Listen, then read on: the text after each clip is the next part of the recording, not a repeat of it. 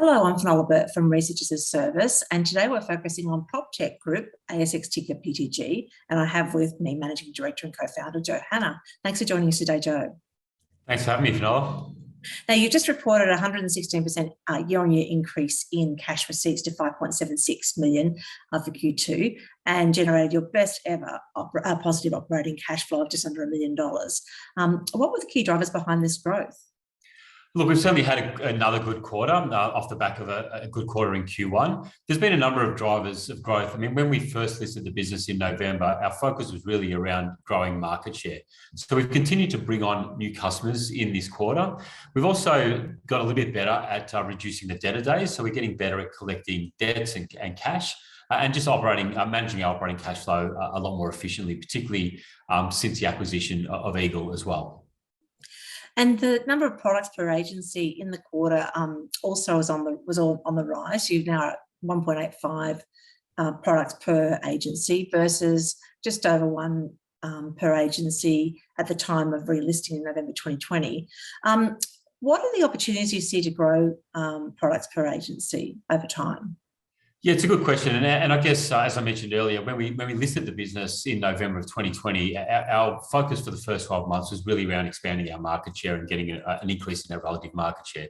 Now that we sit with 41% in recent times in particular, and for the latter half of this year, our focus is in increasing the number of products per agency. So as you rightly said, we've gone from 1 to 1.85, which is a significant uplift.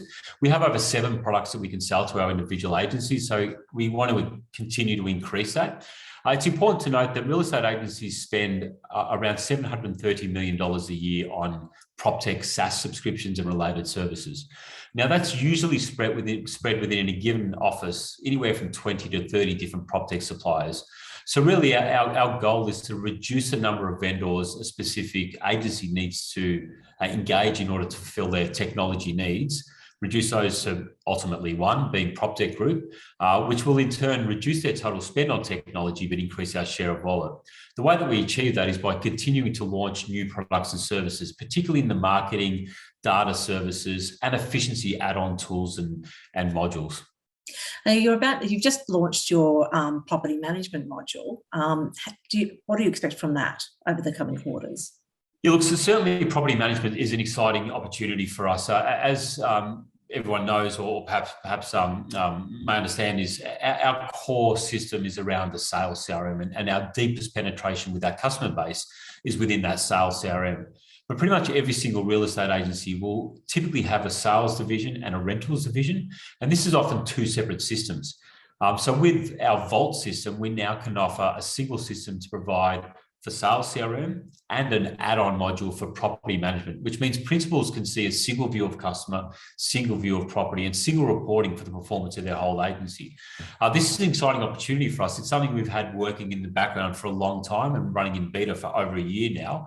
With the official launch, we're going to push hard into the property management division of our existing customer base, whilst also trying to win some property management specific rent roles in that property management division. So for us, what we see is a continued push of our existing customer base onto a single platform, which agents are really crying out for, single reporting, single system, which again reduces their need to learn 2 separate systems, have 2 separate vendors to manage their back office.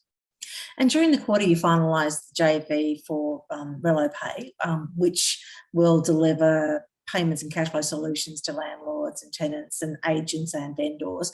What can we expect to see from this venture for the remainder of this financial year? Yeah, look, I think, as I've mentioned previously, RaaS has really been established to fill a niche that we found in the payments and cash flow solutions for agents. And typically, whilst this product isn't new to the market, the way that we're approaching it is somewhat innovative and new. And that fundamental key differentiator is that deep integration with the core CRMs, as I mentioned, which we have a significant market share of. That integration, what that integration does is it removes the need for an agent to have to log on to another system or remember to do something in order for them to make an offer to their vendors to choose how they want to pay for their vendor paid advertising in the first instance, which can be via credit card immediately, in installments, or on settlement. We also are offering an early release of deposit for vendors that have recently settled or that have recently sold their property but are going through the settlement, so not having to wait the full 60, 90, 120 days for settlement. And we're also adding early release of commission ahead of a range of cash flow solutions for renters, landlords, and tenants alike.